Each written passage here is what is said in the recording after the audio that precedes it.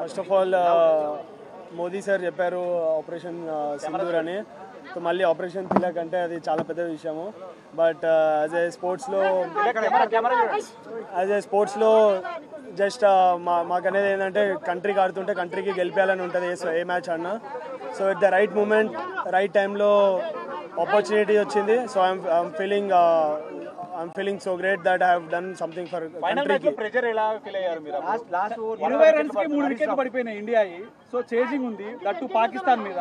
So చాలా pressure ఉంటుంది పాకిస్తాన్ మీద. అంటే బేసికల్లీ మనకి వాళ్ళకి ఒక దాయదుల పోర్ లాగా ఉంటుంది. సో ఆ సిచ్యువేషన్ లో మీరు బ్యాటింగ్ వెళ్ళారు, ఎట్లా అనిపించింది? నా మైండ్లో ఆ సిచ్యువేషన్లో నేను జస్ట్ కంట్రీకి రిప్రజెంట్ చేస్తున్నట్టు మైండ్లో ఊహించుకున్నాను. సో ఐఎమ్ యాక్చువల్లీ కంట్రీకి ఇండియాకి ఆడుతున్నాను. సో ఆ టైంలో నేను కూడా ప్రెషర్లో ఉంటే 3 వికెట్స్ పడిపోయినాయి. సో అక్కడ నేను ప్రెషర్లో ఉంటే ఐఎమ్ నాట్ ఓన్లీ అంటే నేను ఒక్కడిని కాకుండా దేశాన్ని మొత్తం కింద పెడుతున్నట్టు అనిపిస్తుంది. సో ఆ టైంలో నేను అదే ఉంచుకున్నాను, దేశాన్ని ముందు తీసుకుని ఈ టైంలో నేను స్టెప్ ఇన్ చేయాలి, లేదంటే మొత్తం హోల్ కంట్రీ వినో పాకిస్తాన్ హౌ హార్డ్ అంటే వాళ్ళు ఎంత గట్టిగా వస్తున్నారు మన మీద అని. సో ఆ టైంలో నన్ను నేను బ్యాక్ చేసుకుని కంట్రీని ఒకసారి మైండ్లో పెట్టుకుని ఆడాను. మీ వరుసగా 3 వికెట్లు పడ్డ తర్వాత మీ ప్లాన్ ఆఫ్ యాక్షన్ ఏ విధంగా ఉండే? టీం నుంచి మీకు ఎట్లాంటి ఏమైనా సూచనలు వచ్చాయి? మీరు అప్పుడు ఎట్లా ఆడాలనుకున్నారు అసలు? జస్ట్ నేను ఒకటే ఆ టైంలో జస్ట్ కంట్రీకి చెప్పాను కదా, జస్ట్ కంట్రీని గెలిపించాలి, కంట్రీని ఊహించుకుంటేనే ఆ సిచ్యువేషన్ వాళ్ళు హార్డ్ వచ్చారు నా మీద, పాకిస్తాన్ వాళ్ళు చాలా హార్డ్ వచ్చారు. బట్ ఆ టైంలో నేను కామ్గా ఉన్నా, జస్ట్ గెలిపిస్తే ఎవ్రీథింగ్ విల్ బి ఓకే, అంటే గెలిపిస్తే అన్నీ సెట్ అయిపోతుంది. సో ఆ మైండ్లో అది ఒకటే ఉండే, just I want to win my country. So మొదటి నుంచి కూడా మ్యాచ్లో పాకిస్తాన్ ప్లేయర్స్ మన ఇండియా ప్లేయర్స్ని కామెంట్ చేస్తూనే ఉన్నారు, ఆడియన్స్ కావచ్చు అందరూ. దీనికి సంబంధించి ఏం చెప్తారు? ఈ మ్యాచ్ ద్వారా సమాధానం అనుకోవచ్చా? స్లెడ్జింగ్ పైన అఫ్ కోర్స్ పాకిస్తాన్ అంటే ఈ మన ఆపరేషన్ సింధూర్ తర్వాత ఇంకా చాలా హార్డ్గా వచ్చారు వాళ్ళు మా మీద. మేము ఆడేది game, it's just a sport.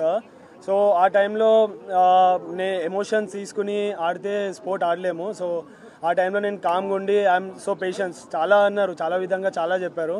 But camera ముందు అవన్నీ నేను ఇప్పుడు చెప్పలేను. బట్ ఆ టైంలో నేను కామ్గా ఉండి రిజర్వ్ ఉండి ఐ నో ఓన్లీ బ్యాట్తోనే మనం గెలిపిస్తే ఎవ్రీథింగ్ విల్ బి అంతా ఇంకా కామ్గా అయిపోతారు వాళ్ళు. హరీష్ రావు లాస్ట్ ఓవర్ అంటే వరల్డ్ క్లాస్ బౌలర్ ఏమనిపించింది? ఎట్లా ఉంది అంటే ఏమనిపించింది లాస్ట్ ఓవర్లో ఫేస్ చేసే ముందు? World class bowler of course, but ఆ టైంలో నేను నన్ను అనుకున్నా I'm the best player. India is always best. India is far అన్నిటికన్నా చాలా పైన ఇండియా అనేది. సో ఒకసారి నేను ఇండియాకి ఆడుతుంటే ఇవన్నీ బెస్ట్ బౌలర్ ఇలా చేస్తాడు అలా చేస్తాడు నా మైండ్లో ఏం లేదు. ఓన్లీ ఆ టైంలో ఓన్లీ ఒక కంట్రీ వచ్చింది, just I want to win the game అంతే.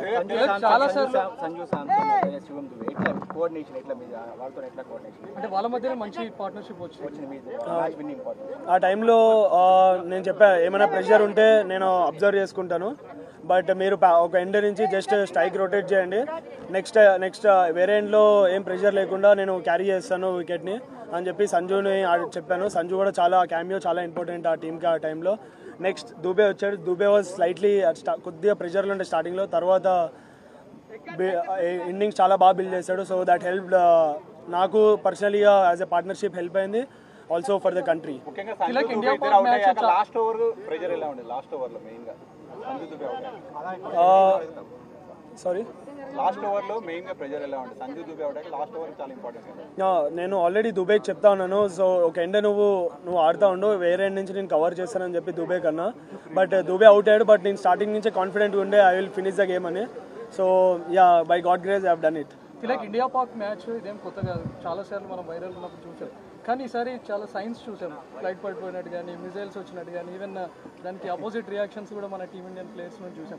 సో ఇదంతా ఎట్లా ఉండేది? అంటే ఇదేమన్నా మీకు ప్రెషర్ క్రియేట్ చేసిందా, లేకపోతే ఆటను గేమ్ని ఏమైనా డిస్టర్బ్ చేసిందా?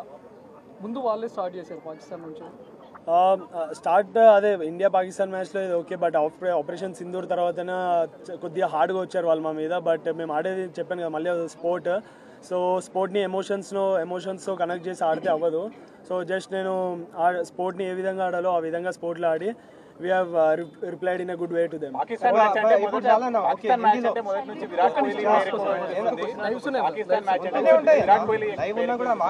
విరాట్ కోహ్లీని తిలక్ రీప్లేస్ చేశారు అనేటువంటి మాట ఎక్కువగా వస్తుంది, మీ కామెంట్? ఫస్ట్ ఆఫ్ ఆల్ నాకు చాలా హ్యాపీగా ఉంటుంది. సచ్ ఏ లెజెండ్ విరాట్ భాయ్ అనేది is an global star. So చిన్నప్పటి నుంచి నాకు కూడా కాదు చాలా ఇండియాకి ఇన్స్పైర్ చేశారు. సో అట్లాంటి మనిషితో నన్ను పోలించడం అంటే నాకు చాలా ప్రౌడ్. బట్ నా ఐఎమ్ హ్యాపీ దట్ నేను ఇండియాకి ఏషియా కప్ గెలిపించా. బట్ నేను క్రికెట్ స్టార్ట్ చేసింది వరల్డ్ కప్ 2011 వరల్డ్ కప్ గెలిపించిన తర్వాతనే క్రికెట్ స్టార్ట్ చేశా. బట్ ఈ జనవరిలో వరల్డ్ కప్ వస్తుంది. సో అది నా అసలేమో వరల్డ్ కప్ గెలిపించిన తర్వాతనే నాకు నిద్ర వస్తుంది. మ్యాచ్ అయిపోయిన తర్వాత shake hands sporting spirit. But ఈ పెద్ద డిస్కషన్ అయింది. ఇండియన్ పెద్ద డిస్కషన్ అవుతుంది దేశం అంటే వరల్డ్ వైడ్. ఎట్లా దీని మీరు ముందే అనుకున్నారా? టీమ్ మేనేజ్మెంట్ ఏమైనా మీకు చెప్పిందా? అలా ఏం లేదు. సో ఆ మూమెంట్లో అలా అయింది. సో జస్ట్ ఫ్లోలో వెళ్ళాము. అదేమి మాకు ఇలా చేయాలి అని ఏం లేదు. బట్ మనకు ముందు తెలిసింది కదా, ముందు వార్ అయినప్పుడు తెలిసింది. So just we want to give respect for our country, అంతే. ఇంకా దాన్ని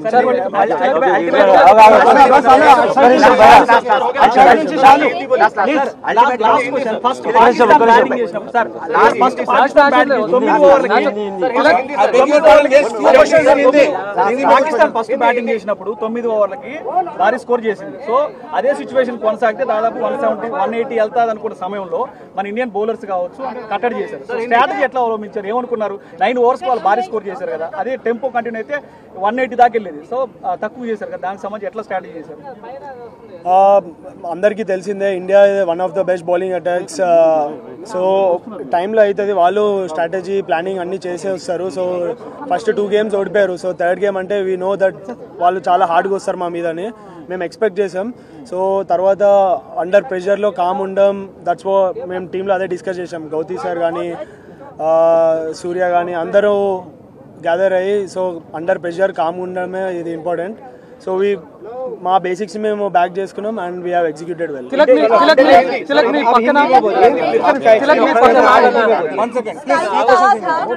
सूर्य कुमार ने बात कही कि वो हमारे कॉम्पिटिटर ही नहीं है, टॉप 2 के प्लेयर टीम जो है कम्पीट कर रही थी. लेकिन मैच जब हो रहा था तब आपको लग रहा था कि 2-0 से आगे है, अब 3-0 बनाना कितना ज्यादा दबाव भारत पे रहा पाकिस्तान से ज्यादा? जैसे सूर्य भाई ने बोला है कि कुछ कंपटीशन नहीं है, मैं भी उस बात में एग्री करता हूँ. मगर as a sport we know, मतलब हमेशा प्लान चेंज करते रहते हैं, हार्ड आते हैं. जैसे बोला है मैं कि हर मैच में स्ट्रैटेजी चेंज होगा, वो लोग भी प्रिपेयर होके आएंगे. तो हम लोग एक्सपेक्ट किए थे. और जैसा वो लोग सेकेंड इनिंग्स में कम स्कोर में वो लोग पेस ऑफ करके, विकेट भी इतना आसान नहीं था बैटिंग के लिए. तो जैसा वो लोग कम बैक करके आए हैं और वहाँ से हम लोग पार्टनरशिप बिल्ड करके जीता है. तो वही है इंडिया की खासियत. प्रेशर कैसा था आपके ऊपर? आखिरी ओवर तक आप टिके रहे, मैच जिताया आपने, 3 विकेट्स गिरने के बाद आप आए थे. बताइए आपका एक्सपीरियंस कैसा रहा, क्या प्रेशर था आपके ऊपर?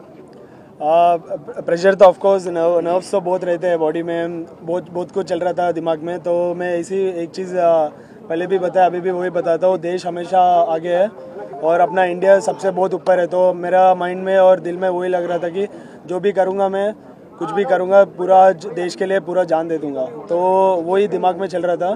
तो उस समय मेरे को क्या क्या ज़रूरत है, अगर मैं प्रेशर में आ गया तो देश को नीचे करूँगा, खुद को नहीं, देश को. और इतना 140 करोड़ लोग, सब लोगों को मैं नीचे कर रहा हूँ. तो वो सबको मैं लेकर जाने के लिए मेरे खुद को उस समय काम रहना, जो बेसिक्स बचपन से मैंने सीखा हूँ, मेरा जो कोचेस है बचपन से मेरे को ये आदत की है.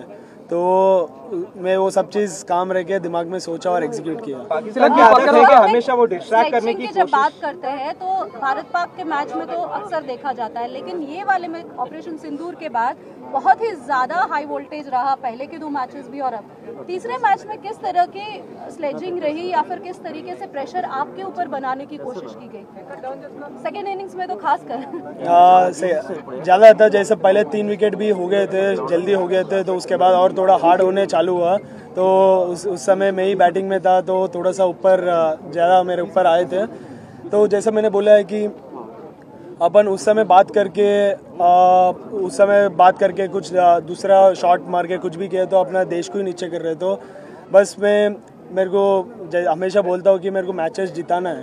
तो मैचेस जिताने के लिए बोलने के लिए आसान है, मगर उस समय क्या क्या ज़रूरत है ये सब चीज़ मैंने बोला. काम रहना है, बेसिक्स को फॉलो करना है, ज़्यादा जवाब नहीं देना है. तो मैच के बाद मैंने जो भी बोलना है अच्छे से बोला है, मगर मैच के बीच में नहीं बोला है. तो जो करने की कोशिश हमेशा पाकिस्तान करता है खिलाड़ियों को किसी न किसी तरह.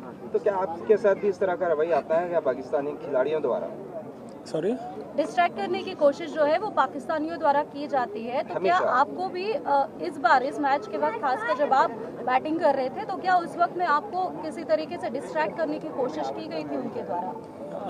हाँ जी, मतलब हुआ था, बहुत कुछ हुआ था। मैं अभी वो कैमरे में नहीं बता सकता हूँ, वो चलते रहता है बैट्समैन और बॉलर के पीछे, और खासियत इंडिया पाकिस्तान मैच में तो बहुत चलता है, तो वो सब पार्ट ऑफ द गेम है, चलता है। मगर जैसा मैंने बोला है कि गेम के बीच में करने का थोड़ा बहुत होता है, वो बोल लिए हम लोग, मगर जो असली रिप्ले होता है जब मैच जीत के बैट से ही जवाब सबसे अच्छा होता है, तो मेरे को वही करना था और वो करके मैंने उनको बताया।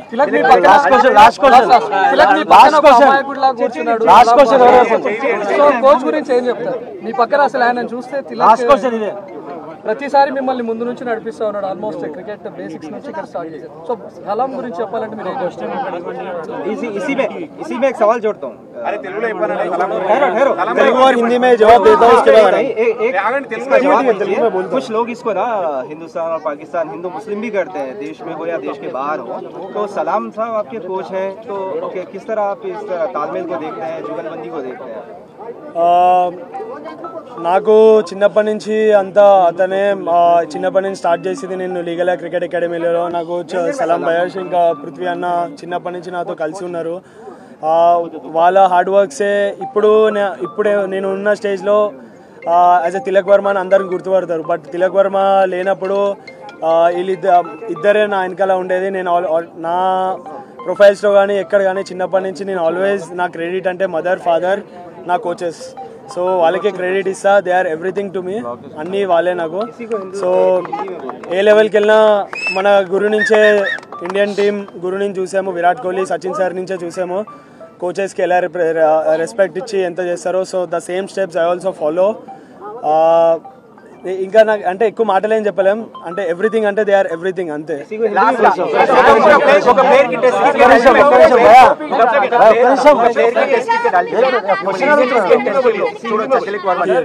आराम से एक कदम करता हूँ।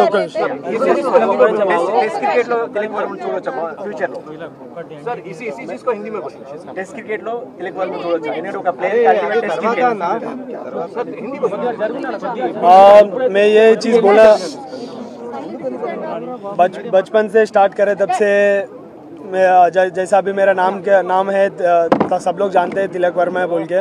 जब जो तिलक वर्मा कुछ नहीं था, जब बचपन से मैंने स्टार्ट किया है, मेरे कोचेस ही मेरे साथ में हैं, बचपन से मेरे साथ है. सलाम भैया सर और पृथ्वी भाई भी मेरे साथ हमेशा बचपन से है. और मैंने स्टार्ट किया लीगल क्रिकेट एकेडमी में, इधर ही स्टार्ट किया. और हमेशा मेरा जब भी मुझे अप्स एंड डाउन्स गेम में तो आते रहते हैं, तो मेरे को जैसा है कि मेरे को हमेशा कॉन्फिडेंस आता है. जब भी मैं इधर प्रैक्टिस के लिए आता हूँ, वही मेरे को कॉन्फिडेंस आता है खुद ब खुद. जैसा मैं ये मट्टी में आऊँगा तो कॉन्फिडेंस मेरे को हमेशा आता है. तो जैसा मैं एक ही चीज़ बोल सकता हूँ इन दोनों के लिए कि मेरे लिए ये दोनों सब कुछ है और सब चीज़ की है. और मैं special thanks to Hyderabad cricket association and BCCI for giving me this opportunity. What is Tilak Verma's opinion on Tilak Verma's innings? What is Tilak Verma's opinion on Tilak Verma's innings? Is this your best ever performance? Hindi English? Hindi English दोनों में बोल दीजिए. I think I would rate this one of the best innings, and with this I could also rate one more innings which I played before in Chennai against England. But of course playing in Asia Cup, that too against Pakistan in under pressure, is one of the greatest feelings. So I would rate these my one of the best innings. Comparing to my 200s, these are best feeling I ever experienced. So 10 runs after the last over, what was going on in your mind at that time? I was calm under pressure. I know that I'll win the game, so I was just thinking about my country and just focusing on the ball, one ball at a time I was playing, and I backed myself and I have done for my country, so I'm so proud of it.